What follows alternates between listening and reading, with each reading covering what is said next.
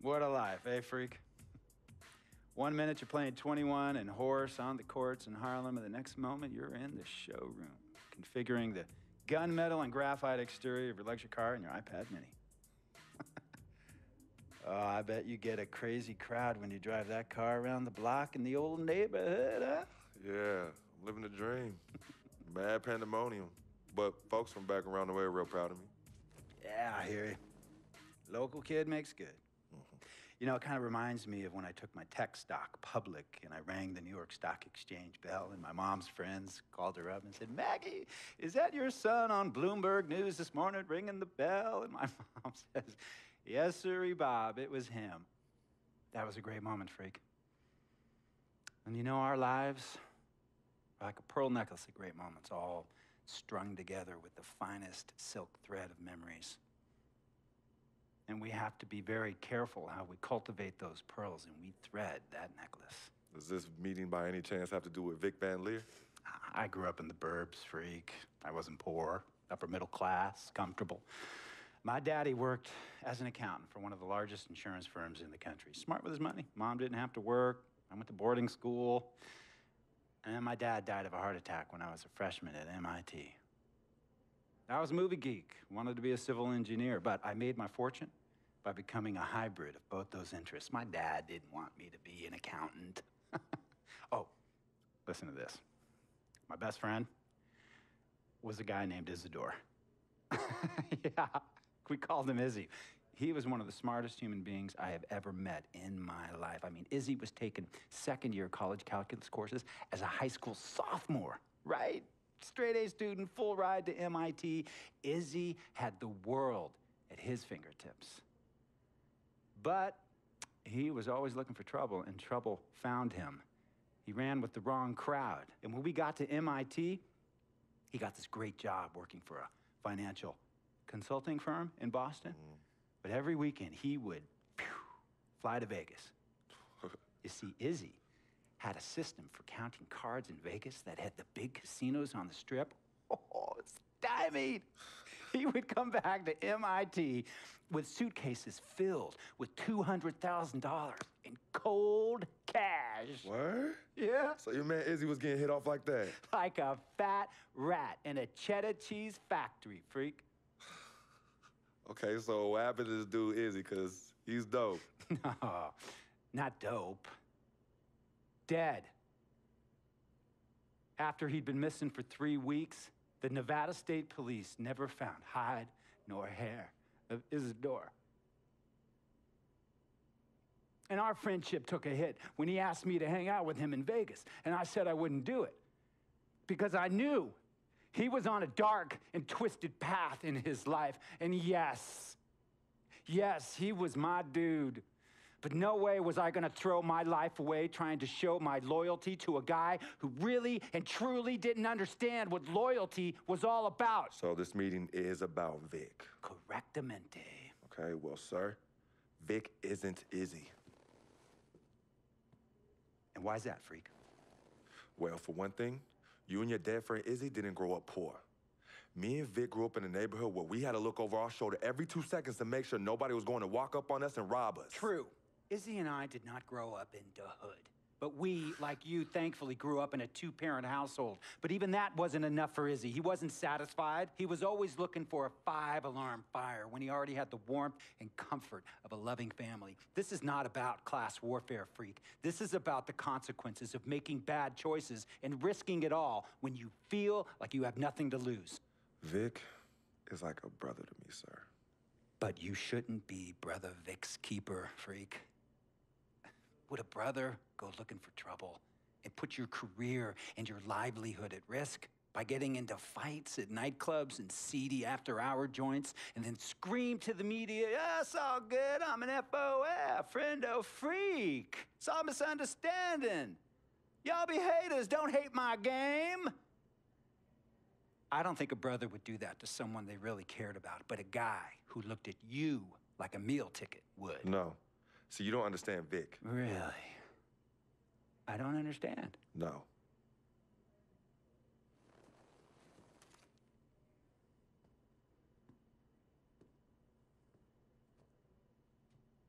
Look, man, it was a misunderstanding with the guy in the next VIP booth.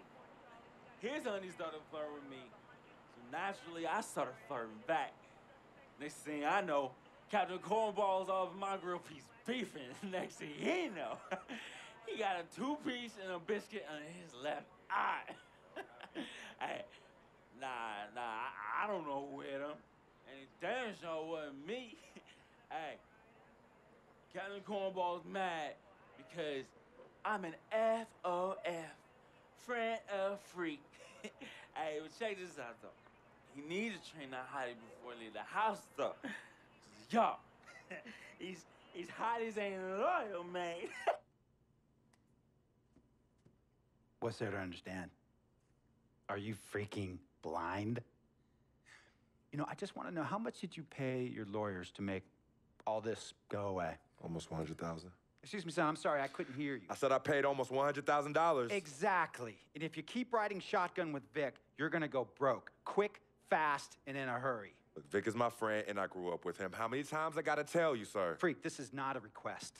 I am not asking you to do this. I am telling you to do this. And the first order of business is that Mr. Vic Van Leer is banned from traveling with you on the road. Vic is banned from the locker room. And Vic is banned from this arena. And if I catch this guy, Vic, in or anywhere near the facilities, Mr. Vic Van Leer will be arrested for trespassing. Are you serious, sir? Brother, I'm as serious as cancer. We all know that can be deadly.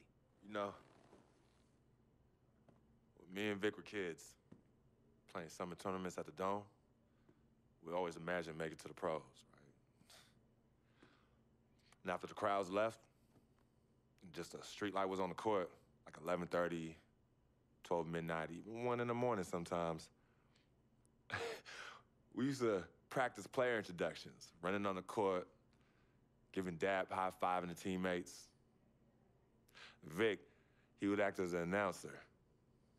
You know, he would introduce me, announce my name on the loudspeaker, and the Jumbotron would flash my image like a little guy dressed in long shorts and a jersey.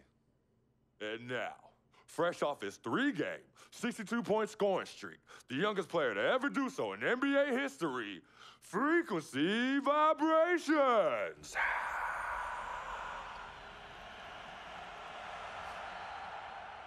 So me and Vic would sit in those empty bleachers at the Dome and dream like nobody's business. And now I'm living a dream. For real. And in so many ways, Vic was part of that. Please, listen to me. I mean, I know this guy's your dude from way back. Look, me and Vic go way back like the front seats of a '67 Cadillac. That's good. We go way back. Did you say front seats? Front seats of a '67 Cadillac. We go way back like the front seats of a '67 Cadillac. Well, do you have any crickets? I'm gonna be the hit once again at Herbie Allen's Sun Valley Shindig because my fellow billionaires love it when I walk and talk that talk. So that almost sounds... No, let me tell you exactly what it sounds like. I respect, admire, and most importantly, love you as a human being and a role model. But I pay you a lot. And I mean, I pay you a lot of money to play for my team. And I am in this game to win it. And you can't win it with an albatross around your neck like Vic. So Vic is done. History. And here's some more lingo that I picked up from a former megastar who used to play for me several seasons ago. Thought I would never release him until I did. And now he's the sixth man on a struggling team in Venice. And yeah, I'm talking Venice with the canals and the gondolas and Harry's bar, not the street ballers next to the fortune tellers on the beach in Cali.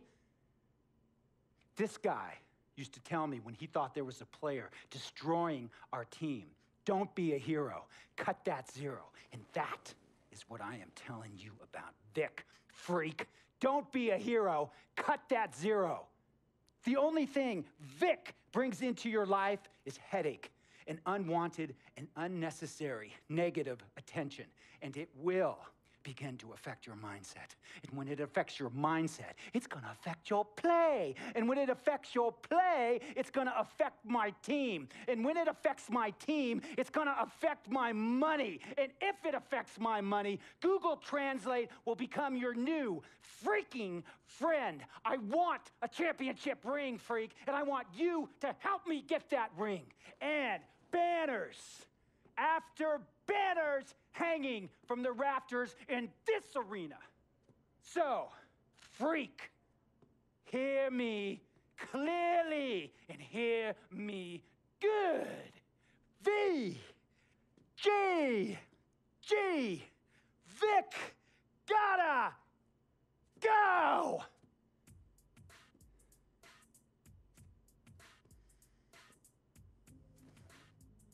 Handle your business. And remember, that contract you signed contains a morality clause, a very important clause that revolves around your conduct on and off the court, and how it can negatively impact my team.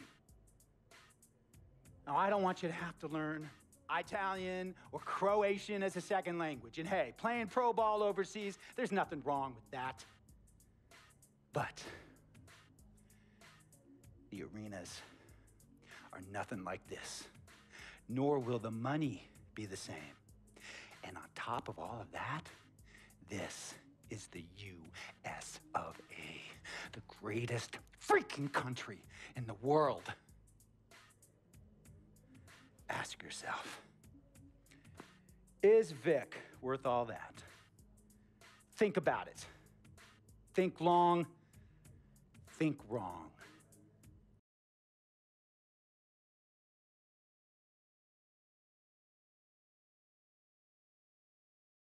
Tell you about Vic. He has his bad rap. It's not, and I understand some of his judgments might shadow his actual character. He's not that at all. Man, Vic, let me tell you something. We have love for each other. We're brothers. Blood couldn't make us any closer at all. I mean, he has so much loyalty to me and to my family. You could see even Cece, has issues with him, but he still loves her. He still loves her.